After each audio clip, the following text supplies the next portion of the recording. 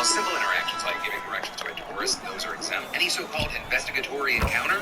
Hey, have you seen this child? And arguing you're just going to have hours and hours of reason. An activist telling Fox 5 New York. So all we're saying is that when Multiple reports yesterday saying that the two were in preliminary talks. Axios being the first to report that to the risk of not just morning sickness, but an incredibly severe form of it. It's known as hyperemesis gravidarum, which, yes, it sounds like a fucking Harry Potter spell. I'm just going to call it HG because my tongue's too fat to consistently pronounce that correctly. You know, HG even potential harm to the development of the baby. In some cases, it can even be life-threatening. So discovered without throwing up, she lost weight, she couldn't even stand. But her doctor just dismissed it as her exaggerating her symptoms, and she was eventually hospitalized and miscarried in 15 weeks. So she asked the National Institute of Health to fund a genetic study on HG. They gave her in between the GDF15 hormone and HG, which of course has now been further confirmed and understood in the study that we're talking about today. Which I do want to say, it is just crazy to think, we've on this show, we've talked about the US, but of course reproductive health is a big standout. In fact, the conversation pointed to an analysis from the UK that found that less than, as if the Wall Street Journal reporting that only half of women who seek help for nausea and vomiting during pregnancy actually get the relief from the treatments that are already out there. And with millions getting pregnant every year, that means a lot of suffering. But hopefully, this is an insane one. That's my personal opinion. When it comes to like the general world and our society, yes, I do think that we need to relearn how to apologize. I think that's an important thing. But I also think, to a certain degree, Let's go!